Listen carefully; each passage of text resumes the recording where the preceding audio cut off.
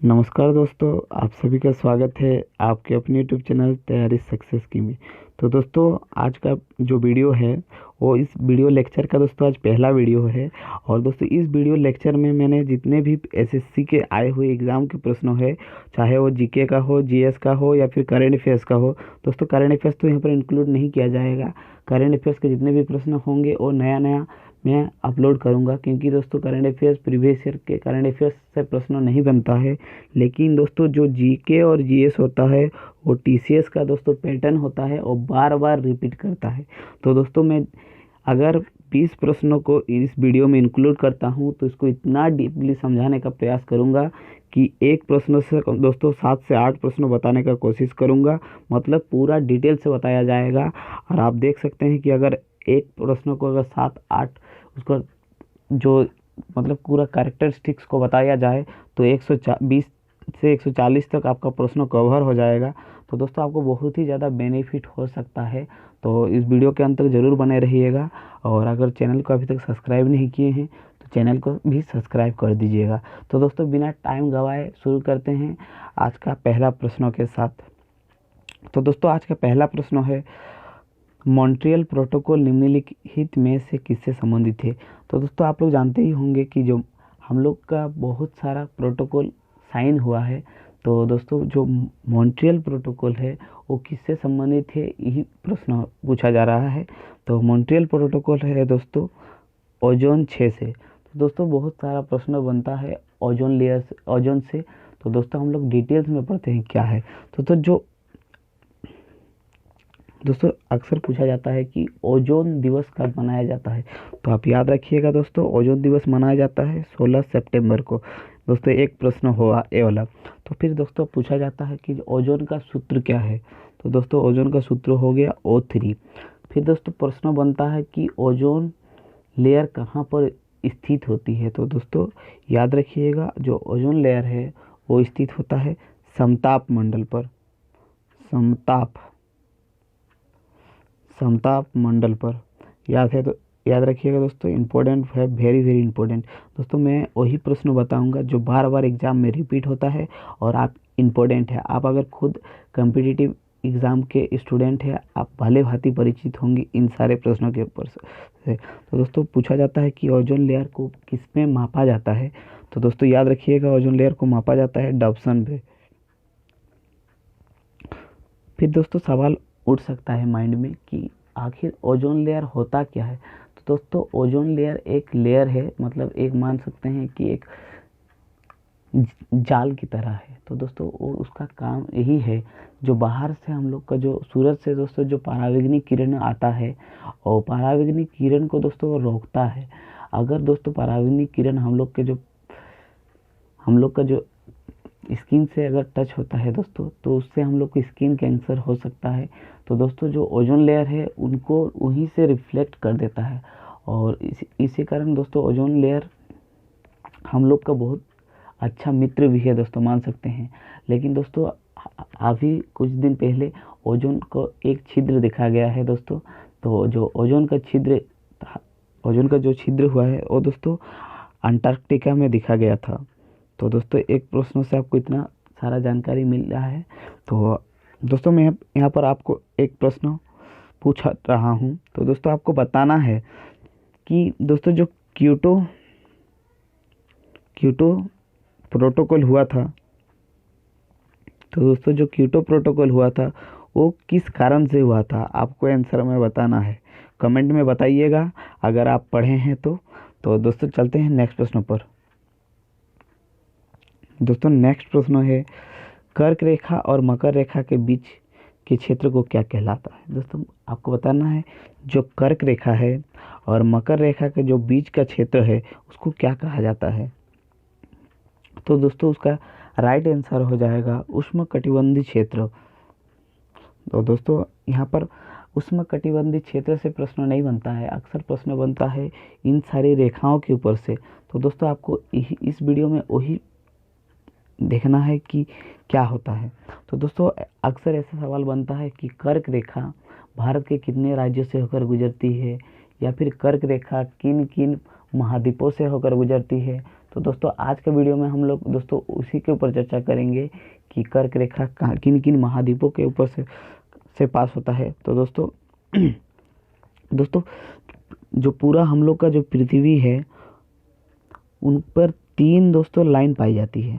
आप ध्यान से समझिएगा, 3 इमेजिनरी लाइन पाई जाती है दोस्तों। ऊपर वाला लाइन को कहते हैं कर्क रेखा, बीच वाला लाइन को दोस्तों कहते हैं भूमध्य रेखा,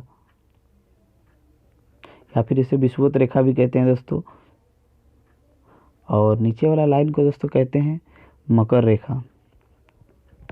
दोस्तों क्या बोल रहा हूँ आप जरूर नोट डाउन कीजिएगा। दोस्तों जो कर्क रेखा है वो उत्तरी अमेरिका जो महाद्वीप है उनसे पास होता है दोस्तों, और जो अफ्रीका महाद्वीप है उनसे पास होता है, और एशिया से, मतलब 3 ठो महाद्वीप से पास होता है क्या, कर्क रेखा। उत्तरी अमेरिका, अफ्रीका और एशिया। दोस्तों फिर सवाल आता है कि भूमध्य रेखा किन किन महाद्वीपों से पार होता है। तो दोस्तों भूमध्य रेखा जो पार होता है वो दक्षिणी अमेरिका, दोस्तों यहाँ पर साफ कर लेता हूँ, दक्षिणी अमेरिका, फिर दोस्तों होता है अफ्रीका, और दोस्तों नेक्स्ट है दोस्तों एशिया। फिर दोस्तों आप लोग सोचेंगे कि एशिया इंडिया से पार होता है कि नहीं। तो दोस्तों जो भूमध्य रेखा है वो इंडिया से पार नहीं होता है, लेकिन दोस्तों कहाँ से पार होता है उसको भी बताया जाएगा दोस्तों। आप इतना इत्मीनान से दोस्तों पूरा वीडियो ध्यान से देखिएगा। और दोस्तों फिर है दोस्तों मकर रेखा। मकर रेखा दोस्तों 3 कॉन्टिनेंट से होके पास होता है दोस्तों। पहला है दक्षिणी अमेरिका, दक्षिणी अमेरिका। दोस्तों आप कमेंट में बताइए कि दक्षिण अमेरिका का सबसे बड़ा देश कौन सा है। फिर दोस्तों आता है दोस्तों अफ्रीका। दोस्तों यहाँ से बहुत इम्पोर्टेंट सवाल बताऊंगा, आप जरूर नोट डाउन कीजिएगा। दक्षिण अमेरिका, अफ्रीका और ऑस्ट्रेलिया। दोस्तों याद रखिएगा ऑस्ट्रेलिया। क्या क्या, दक्षिणी अमेरिका। तो दोस्तों एक बार फिर से रिवीजन कर देता हूँ कौन कौन सा है। दोस्तों जो कर्क रेखा है वो कहाँ से, नॉर्थ अमेरिका, अफ्रीका और एशिया। और फिर दोस्तों जो विषुवत रेखा है वो कहाँ से पार हुआ, वो दोस्तों पार हुआ आपका साउथ अमेरिका, अफ्रीका और एशिया। और जो नीचे वाला कर्क रेखा है वो कर्क रेखा से कौन सा देश पार हुआ दोस्तों, साउथ अमेरिका है। सॉरी दोस्तों मैंने अगर गलती से साउथ अफ्रीका बोल दिया है तो दोस्तों साउथ अमेरिका, अफ्रीका व ऑस्ट्रेलिया महाद्वीप से। तो दोस्तों ये वाला चीज़ आपको याद रखना है। तो दोस्तों यहाँ पर से बहुत सारा सवाल बन सकता है। तो दोस्तों कैसा टाइप का सवाल बनेगा, तो दोस्तों सवाल बनेगा कि कौन सा ऐसा महाद्वीप है जिनसे तीनों लाइन पास होता है, कर्क रेखा, मकर रेखा और विषुवत रेखा। तो दोस्तों आप देख रहे हैं, रुकिए दोस्तों मैं अपना मार्कर चेंज कर लेता हूँ। तो दोस्तों जो अफ्रीका महाद्वीप है उनसे तीनों रेखाएं पार होता है, कर्क रेखा, मकर रेखा और विषुवत रेखा, तीनों रेखाएं। तो दोस्तों आपका माइंड में अगर सवाल जरूर आया होगा कि जो भूमध्य रेखा है वो इंडिया से पास नहीं होता है और एशिया से पास होता है, तो फिर किन किन देशों से होकर पास होता है। तो दोस्तों आपके माइंड में सवाल आना एकदम जायज़ है। तो दोस्तों मैं बताना चाहूँगा कि जो भूमध्य रेखा है वो दोस्तों मालदीव और दोस्तों इंडोनेशिया से होकर पास होता है। दोस्तों याद रखिएगा। दोस्तों जो इंडोनेशिया है वो एशिया का सबसे छोटा देश है, नोट डाउन कीजिएगा। एशिया का सबसे छोटा देश मालदीव है दोस्तों। और दोस्तों जो इंडोनेशिया है, इंडोनेशिया का राजधानी कहाँ है दोस्तों, जकार्ता। और दोस्तों इंडोनेशिया ने हाल ही में मतलब ऑफिशियली डिक्लेयर किया है कि अपना जो राजधानी है उसको शिफ्ट करना चाहता है। तो दोस्तों देखते हैं क्या होता है, वो अभी फ़िलहाल नहीं हुआ है। तो अभी आपको अगर प्रश्न आता है तो आप जकार्ता ही टिक कीजिएगा। तो दोस्तों हम लोग का जो भारत के 8 राज्यों से होकर पार होता है कर्क रेखा, कौन कौन सा है दोस्तों? तो दोस्तों सबको ही जानता होगा, जो उसका ट्रिक है दोस्तों गमछा झाड़ मित्र पर। तो दोस्तों उसके ऊपर डिस्कस नहीं करूँगा। चलते हैं दोस्तों नेक्स्ट प्रश्न पर।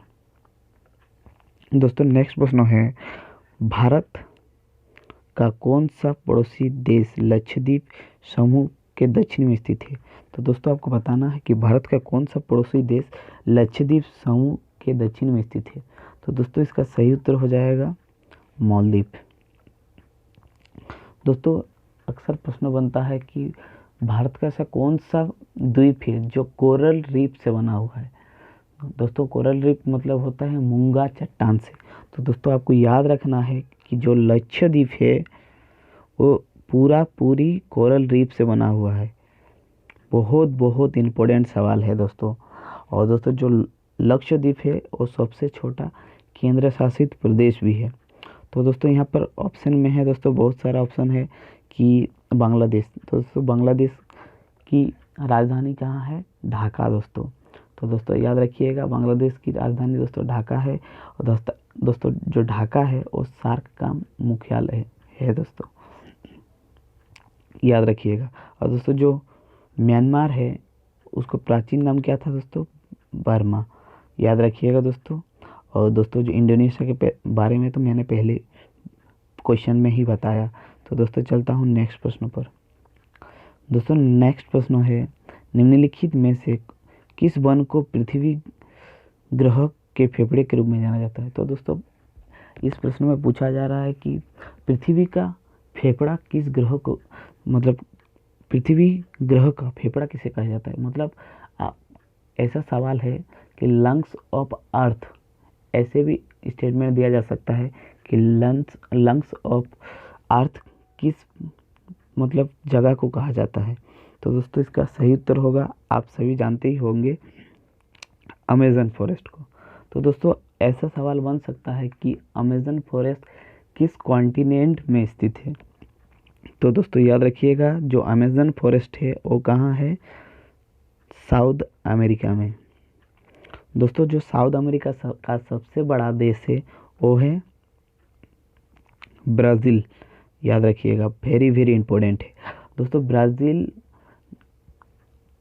अपने मतलब क्षेत्रफल के हिसाब से विश्व का 5वां बड़ा देश है, वेरी वेरी इंपॉर्टेंट है।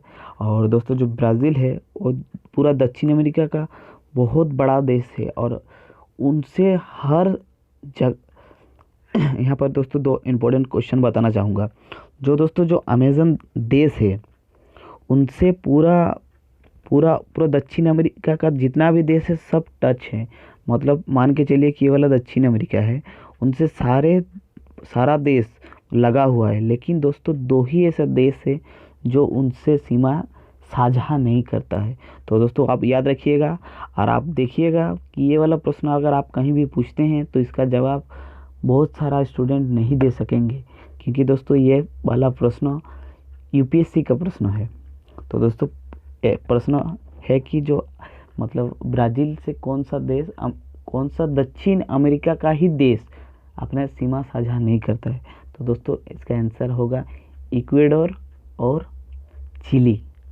2 देश ऐसा है दोस्तों, इक्वेडोर और दोस्तों चिली ऐसा देश है जो ब्राज़ील के साथ अपना सीमा साझा नहीं करता है। दोस्तों एक बात याद रखिएगा, जो ब्राज़ील देश है वो 5 बार फीफा का चैंपियन बन चुका है। तो दोस्तों ये जो फीफा है वो फुटबॉल ऑर्गेनाइजेशन है, आप याद रखिएगा। और दोस्तों अभी जो इंडिया का फीफा में रैंकिंग है वो 108 है, ये भी याद रखिएगा, इम्पोर्टेंट है। दोस्तों चलता हूँ नेक्स्ट प्रश्नों पर।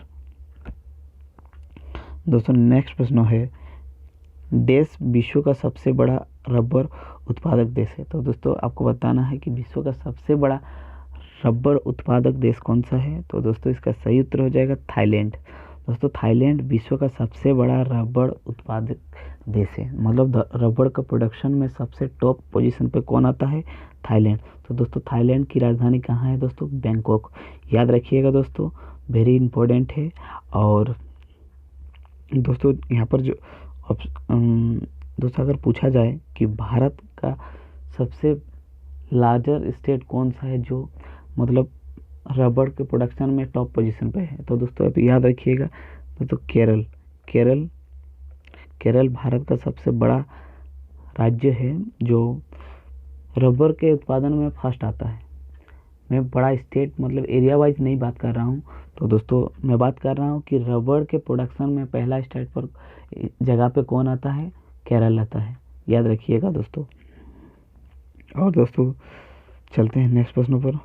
दोस्तों वीडियो अच्छा लग रहा है तो ज़रूर लाइक कीजिएगा, और अभी तक चैनल को सब्सक्राइब नहीं किया है तो चैनल को भी सब्सक्राइब कर लीजिएगा।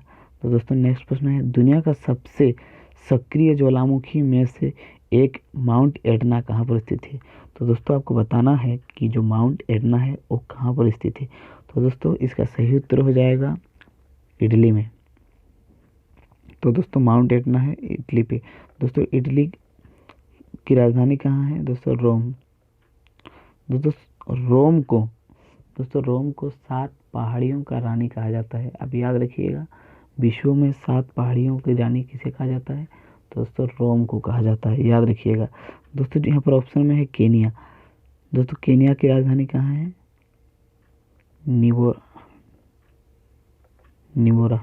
निरोबी। सॉरी दोस्तों निरोबी होगा। और दोस्तों केनिया में है, क्या है दोस्तों, जो विश्व पर्यावरण जो यह है संगठन है उसका हेडक्वार्टर है दोस्तों केनिया में, याद रखिएगा। दोस्तों जो जापान है, जापान को उगता हुआ सूरज का देश कहा जाता है। और दोस्तों जो जापान है वो 4 बड़ा बड़ा आइलैंड से बना है दोस्तों, और 4 आइलैंड का नाम अधिकतर स्टूडेंट को याद नहीं रहता है, और दोस्तों प्रश्न जरूर बनता है। तो क्या क्या है 4 आइलैंड, तो दोस्तों मैं सीक्वेंस से बताना चाहूँगा क्या क्या है। सॉरी दोस्तों डिस्टर्ब हो रहा है थोड़ा। होकाडो, हॉन्शू, शिकोको, क्यूशो। होकाडो दोस्तों याद रखिएगा, होकाडो, हॉन्शू, शिकोकू, क्यूशो, ये दोस्तों 4 ठो बड़ा आइलैंड है। दोस्तों जो जापान की राजधानी है और टोक्यो है, और टोक्यो दोस्तों हिंसू आइलैंड में ही स्थित है। हुंसू आइलैंड में दोस्तों स्थित है टोक्यो। और दोस्तों जो नागासाकी पे पहला बम गिराया गया था एटॉमिक बम, वो दोस्तों किस आइलैंड पे है दोस्तों, वो दोस्तों आइलैंड में है शिकोकू आइलैंड पे। और क्यूशू आइलैंड पे है दोस्तों नागासाकी। तो दोस्तों मैंने इतना डिटेल में बताने का कोशिश किया हूँ, अगर अच्छा लग रहा है तो ज़रूर बताइएगा, और अगर बोरिंग हो रहा है तो दोस्तों आप लोग वीडियो छोड़ कर जा सकते हैं। दोस्तों चलते हैं नेक्स्ट क्वेश्चन पे। दोस्तों नेक्स्ट क्वेश्चन है, इनमें से कौन सा देश दुनिया का में चाय के उच्चतम उत्पादक है। तो दोस्तों आपको बताना है कि चाय प्रोडक्शन में वर्ल्ड का फर्स्ट कंट्री कौन है। तो दोस्तों चाय का प्रोडक्शन में दुनिया का पहला कंट्री दोस्तों चीन है। चीन सबसे बड़ा चाय का उत्पादक देश है। और सेकंड पे आता है दोस्तों अपना देश भारत। और दोस्तों अगर भारत में पूछा जाए कि भारत का सबसे बड़ा चाय उत्पादक राज्य कौन सा है, तो दोस्तों याद रखिएगा असम। दोस्तों चाय के नाम से आप लोग याद रखिएगा दार्जिलिंग टी। दार्जिलिंग टी बहुत ज़्यादा इम्पोर्टेंट है दोस्तों। तो दोस्तों जो दार्जिलिंग टी है वो पश्चिम बंगाल का टी है, ना कि आसाम का। याद रखिएगा दार्जिलिंग टी पश्चिम बंगाल का टी है। और दोस्तों जो दार्जिलिंग है वो भी दोस्तों पश्चिम बंगाल का ही एक जगह है जो पर्यटक स्थल है, तो वो भी आप जान के रखिएगा। और दार्जिलिंग टी को ही दोस्तों पहली बार जीआई टैग दिया गया था, तो वो भी याद रखिएगा। दोस्तों यहाँ पर ऑप्शन आता है श्रीलंका। तो दोस्तों श्रीलंका का राजधानी कहाँ है, तो श्रीलंका का राजधानी है कोलंबो और जयवर्धनेपुरम कोट्टे। और दोस्तों यहाँ पर ऑप्शन है रूस। दोस्तों रूस की राजधानी कहाँ है दोस्तों, मॉस्को। और यहाँ पर चलता है दोस्तों रूबल। और वहाँ का राष्ट्रपति कौन है दोस्तों, व्लादिमीर पुतिन। और दोस्तों रूस विश्व का सबसे बड़ा एरिया वाइज कंट्री है दोस्तों। सबसे बड़ा एरिया वाइज दोस्तों अगर पूछे सबसे बड़ा देश कौन सा है एरिया वाइज, तो दोस्तों रूस है। और अगर जनसंख्या वाइज पूछे तो दोस्तों चीन है। दोस्तों चलता हूँ नेक्स्ट प्रश्नों पर। दोस्तों वीडियो लंबा हो रहा है तो आप पेशेंस बना के रखिएगा, आपको इससे लाभ ही होगा, कोई नुकसान नहीं होगा। तो दोस्तों नेक्स्ट प्रश्न है, खमसिन हवा निम्नलिखित में से किस क्षेत्र में होता है। तो दोस्तों आपको बताना है कि जो खमसिन है हवा है वो किस क्षेत्र में मतलब फ्लो होता है। तो दोस्तों इसका राइट आंसर होगा अफ्रीका। तो दोस्तों ये इम्पोर्टेंट प्रश्न नहीं है उतना तो, लेकिन आया हुआ था इसलिए सोचा कि डिस्कस कर लूँ। चलता हूँ दोस्तों नेक्स्ट प्रश्न पर। तो दोस्तों नेक्स्ट प्रश्न है, कौन सा देश को लैंड ऑफ केक्स कहा जाता है। तो दोस्तों लैंड ऑफ केक्स किस देश को कहा जाता है। तो दोस्तों इसका सही उत्तर हो जाएगा स्कॉटलैंड। तो याद रखिएगा दोस्तों, स्कॉटलैंड को लैंड ऑफ केक्स कहा जाता है। दोस्तों यहाँ पर ऑप्शन में आया फ्रांस। तो दोस्तों फ्रांस की राजधानी कहाँ है दोस्तों, पेरिस। और दोस्तों पेरिस में ही है दोस्तों एफिल टावर। दोस्तों याद रखिएगा एफिल टावर बहुत बहुत इम्पोर्टेंट है दोस्तों एफिल टावर। और दोस्तों अगर पूछे कि फ्रांस की राजधानी पेरिस किस नदी के किनारे स्थित है, तो दोस्तों याद रखिएगा सीनी नदी के किनारे स्थित है, वह भी इम्पोर्टेंट है दोस्तों। और दोस्तों पेरिस में ही है दोस्तों एफएटीएफ का हेडक्वार्टर। दोस्तों चलता हूँ नेक्स्ट प्रश्न पर। दोस्तों नेक्स्ट प्रश्न है, देश को भारत के स्पाइसी गार्डन के रूप में जाना जाता है। तो दोस्तों इस प्रश्न में पूछा जा रहा है कि स्पाइसी गार्डन के रूप में किसे जाना जाता है। तो दोस्तों इसका सही उत्तर हो जाएगा केरल। दोस्तों स्पाइसी गार्डन का मतलब होता है मसालों का बगीचा। तो दोस्तों मसालों का बगीचा के नाम से किसे जाना जाता है, केरल को। तो दोस्तों यहाँ पर आप बात आई कर्नाटक की। तो दोस्तों कर्नाटक का जो राजधानी है बेंगलोर, उसको बगीचों का शहर कहा जाता है। याद रखिएगा दोस्तों इम्पोर्टेंट है बगीचों का शहर। और दोस्तों यहाँ पर आया ऑप्शन राजस्थान।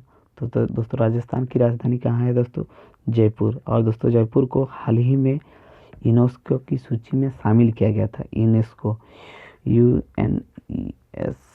यूनेस्को की जो सूची में शामिल किया गया था। और दोस्तों ये लास्ट ऐसा मतलब जगह है जिसको यूनेस्को की सूची में शामिल किया गया है। अभी फ़िलहाल सबसे लास्ट का ही है और देखते हैं आने वाली टाइम में किसको मतलब यूनेस्को की सूची में शामिल किया जाता है। तो दोस्तों यहाँ पर बात आई महाराष्ट्र की। तो दोस्तों महाराष्ट्र से बहुत सारा सवाल बनता है, तो स्पेशली आप महाराष्ट्र से लुनार झील याद रखिएगा दोस्तों। लोनार झील बहुत इम्पोर्टेंट है दोस्तों। लोनार झील कहाँ पर स्थित है दोस्तों, महाराष्ट्र पे। दोस्तों चलता हूँ नेक्स्ट प्रश्नों पर। दोस्तों वीडियो लंबा आ रहा है, आप पेशेंस बना के जरूर पूरा वीडियो को देखिएगा। उस नदी का नाम क्या है जो भारत और बांग्लादेश के बीच विवाद का कारण है। तो दोस्तों भारत और बांग्लादेश के बीच विवाद का सबसे जो कारण है वो दोस्तों कौन सी नदी के कारण है दोस्तों, तीस्ता नदी के कारण। दोस्तों अगर आपसे पूछे कि जो ब्रह्मपुत्र नदी है और भारत के किन राज्यों से होकर बहती है, तो इसका आंसर आप कमेंट में लिखिएगा, जो कि ब्रह्मपुत्र नदी भारत के किन राज्यों से होकर बहती है। और दोस्तों गंगा नदी भारत की सबसे लंबी नदी है दोस्तों। इसकी कुल लंबाई कितना है, 25 याद रखिएगा दोस्तों। और गंगा नदी को ही बांग्लादेश में कहा जाता है दोस्तों पद्मा। इम्पोर्टेंट है दोस्तों। चलता हूँ दोस्तों नेक्स्ट प्रश्नों पर। दोस्तों नेक्स्ट प्रश्न है, भारत के किस राज्य में सर्वाधिक मात्रा में सोना के उत्पादन होता है। तो दोस्तों आपको बताना है कि भारत के कौन से राज्यों में सोने के उत्पादन सबसे ज़्यादा होता है। तो इसका दोस्तों राइट आंसर हो जाएगा कर्नाटक में। दोस्तों जो यहाँ पर ऑप्शन में है दोस्तों झारखंड। दोस्तों झारखंड में सबसे ज़्यादा उत्पादन होता है दोस्तों कोयला। दोस्तों कोयला नगरी से किसे जाना जाता है दोस्तों, झरिया धनबाद को। याद रखिएगा इम्पोर्टेंट है दोस्तों, कोयला नगरी के रूप में जाना जाता है दोस्तों झरिया झरिया धनबाद का दोस्तों इलाके में पड़ता है दोस्तों। और दोस्तों यहाँ पर आया ऑप्शन में ओडिशा। दोस्तों ओडिशा एल्युमिनियम के उत्पादन में सबसे फर्स्ट पोजीशन पे आता है, याद रखिएगा। और दोस्तों झारखंड और एक रैंकिंग में टॉप पे आता है दोस्तों अभ्रक, जिसे हम लोग दोस्तों कहते हैं और इम्पोर्टेंट है दोस्तों, याद रखिएगा। झारखंड अभ्रक के उत्पादन में फर्स्ट पोजीशन पे आते हैं दोस्तों। और दोस्तों जो अभ्रक है वो झारखंड के कोडरमा जिले में सबसे ज़्यादा पाई जाती है, याद रखिएगा, इंपॉर्टेंट है दोस्तों। और जो केरल है दोस्तों, एक केरल एजुकेशन इंडेक्स में फर्स्ट पोजीशन पे आता है दोस्तों, अकॉर्डिंग टू 2011 का जनगणना हुआ था उसके हिसाब से दोस्तों चलता हूँ नेक्स्ट क्वेश्चन पे।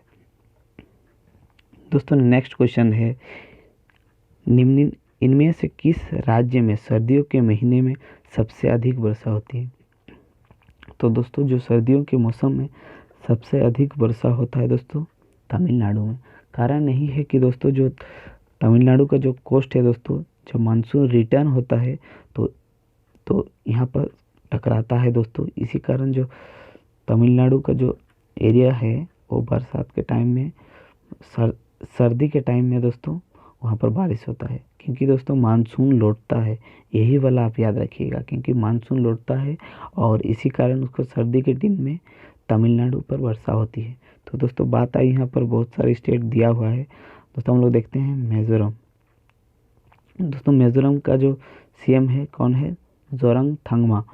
और उत्तराखंड है दोस्तों, उत्तराखंड ने अभी हाल ही में 2 राजधानी डिक्लेयर की है दोस्तों। उत्तराखंड का पहला राजधानी कौन था दोस्तों? देहरादून। और दोस्तों अभी जो नया वाला बना है वो कौन है? गैरसैंण। याद रखिएगा दोस्तों, भारत का 2 ऐसा राज्य है दोस्तों जिसकी 2 राजधानी है, और एक है दोस्तों हिमाचल प्रदेश। दोस्तों हिमाचल प्रदेश का भी 2 राजधानी है, एक है दोस्तों शिमला और नेक्स्ट है दोस्तों धर्मशाला। इम्पोर्टेंट है, आप नोट डाउन कीजिएगा, ध्यान से देखिए पूरा वीडियो को। और नेक्स्ट है दोस्तों बिहार। दोस्तों बिहार की राजधानी कहाँ है? पटना। और हाल ही में मतलब जो अभी फ़िलहाल तत्कालीन यहाँ का सीएम कौन है दोस्तों? नीतीश कुमार। और यहाँ का दोस्तों सीएम कौन, गवर्नर कौन है? फागू चौहान। याद रखिएगा, इम्पोर्टेंट है। और चलता हूँ नेक्स्ट प्रश्नों पर। दोस्तों नेक्स्ट प्रश्न है, पृथ्वी की ऊपरी परत पर दूसरी सबसे प्रचुर मात्रा में पाई जाने वाली तत्व। तो दोस्तों यहाँ पर पूछा जा रहा है कि दूसरा कौन सा तत्व पाई जाती है। यहाँ पर पहला तत्व नहीं पूछा जा रहा है और तत्व पूछा जा रहा है। तो दोस्तों यहाँ इसका सही उत्तर हो जाएगा सिलिकॉन। दोस्तों अगर पूछता कि पहला सबसे अधिक मात्रा में पाए जाने वाला तत्व कौन सा होता, तो दोस्तों तब होता दोस्तों एल्युमिनियम। याद रखिएगा, इम्पोर्टेंट है। पहले होने से दोस्तों एल्युमिनियम होता, लेकिन सेकंड पूछा जा रहा है तो सेकंड होगा दोस्तों सिलिकॉन। वेरी वेरी इंपॉर्टेंट है दोस्तों चलते हैं नेक्स्ट प्रश्नों पर। दोस्तों नेक्स्ट प्रश्न है, कपिल धारा जलप्रपात भारत के निम्नलिखित में से किस राज्य में स्थित है? तो आपको बताना है कि दोस्तों कि जो कपिल धारा जलप्रपात है वो भारत के किस जिले मतलब किस राज्य में स्थित है। तो दोस्तों मैं आपको ये वाला दे रहा हूँ प्रश्न होमवर्क में। तो दोस्तों मैंने 3 होमवर्क दिया हूँ, उन सारे होमवर्क को ज़रूर कमेंट में लिखना है। और तो दोस्तों आप कमेंट में लिखने से आपका ही फायदा होगा। और दोस्तों चलते हैं नेक्स्ट प्रश्न पर। दोस्तों नेक्स्ट प्रश्न है, 2011 के जनगणना के अनुसार भारत में निम्नलिखित में से किस जनजाति की आबादी सर्वाधिक है? तो दोस्तों आपको बताना है 2011 की जनगणना के अनुसार भारत में निम्नलिखित में से किस जनजाति की आबादी सबसे अधिक है? तो दोस्तों ये हो जाएगा भील जाति। तो दोस्तों जो भील जाति है वो स्पेशली राजस्थान की जनजाति है। तो याद रखिएगा दोस्तों, भील जाति की आबादी सबसे अधिक है जनजाति में। तो दोस्तों अगर पूछा जाए कि संताल जो जाति है वो दोस्तों जो संताल जनजाति है ये स्पेशली झारखंड में पाई जाती है। याद रखिएगा, मुंडा और संताल दोस्तों, और अदर स्टेट में भी पाया जाता है कुछ कुछ बिहार में भी मिलता है, कुछ कुछ पश्चिम बंगाल में भी मिलता है और कुछ कुछ यूपी में भी मिलता है। लेकिन दोस्तों अगर पूछा जाए स्पेशली कहाँ पाई जाती है, तो दोस्तों स्पेशली पाई जाती है झारखंड में। दोस्तों नेक्स्ट प्रश्न पे चलते हैं।